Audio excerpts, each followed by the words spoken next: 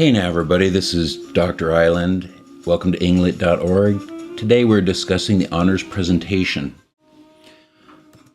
Basically, this is going to be a live presentation covering a work that you have chosen during the course of the semester. This work should be obviously not only in the genre of material that we're covering, but also something that you feel has some kind of elements to it that you can analyze it from at least a single critical perspective. This presentation and its defense is very similar to what you'll be doing possibly for your master's or for a doctorate, in which you are presenting your research and then you're going to be questioned by a panel of experts. This particular presentation will occur during the last 2 weeks of the semester prior to finals week. Like I said, during the semester, you're going to choose something within the genre. You need to choose something that has not been chosen by someone else. You'll make your choice available to me by writing it on the honors student tracker, that sheet that I carry in class.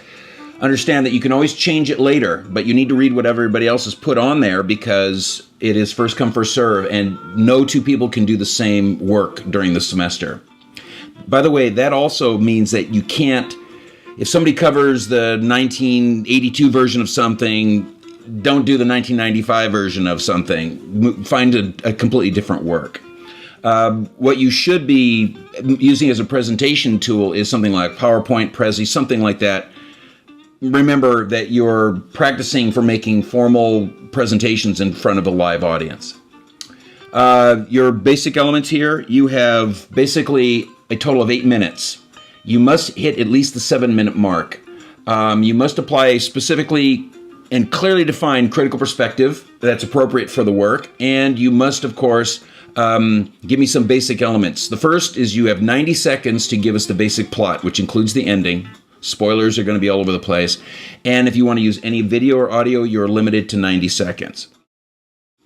You need to obviously demonstrate your application of quotations from the work itself. You need to demonstrate application of quotations from multiple secondary sources. You can use note cards or maybe a list of something that to keep you on track, but do not simply read it. You need to make eye contact. The final slide that you give us should be your works cited page. The way it'll work is when you first enter the classroom on the day that you're going to present, everybody who's going to present that day needs to load the material onto the computer so that it's ready to go. You'll present in the order that you signed up for on the back of the honors tracker sheet. You'll go up there, make sure your presentation is ready to go, and then you tell me go, and I will start the timer.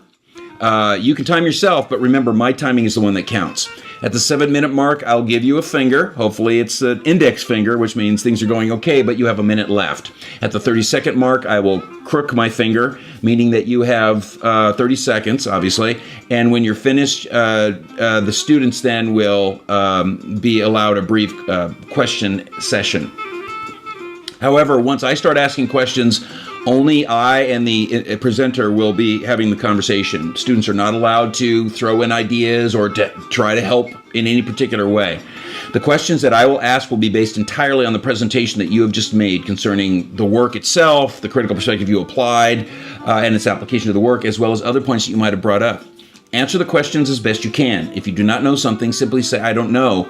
But keep in mind, I'm asking you questions based on what you just presented. Little things. Double check your presentation for grammar errors. I is an English teacher, and this stuff matters. So basically check your spelling. Cite all the quotations using MLA formatting. The work cited also needs to be properly MLA formatted. Font should be no less than 24 point. Anything less than that is going to be difficult to read for the rest of us. Even though you're standing right next to that screen, some of us are all the way across the room. The slides themselves should simply list the main points that you're making. You are basically talking over it, and the slides are keeping us on track as to what you're making a response to. Do not read your slides, with the exception of maybe an important quotation. But other than that, we can read faster than you can, so just maintain eye contact and keep moving along. Be prepared. Know what you're going to say. To that end, pick a work that you know.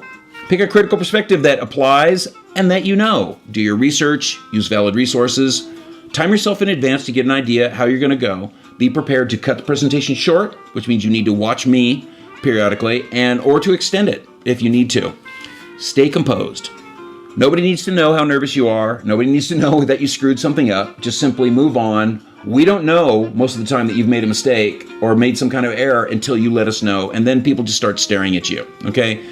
The deal is that this is something that can be fun. It can be stressful depending on your level of of how much you like presenting, but this is a necessary skill that you need in the business world and in the educational world.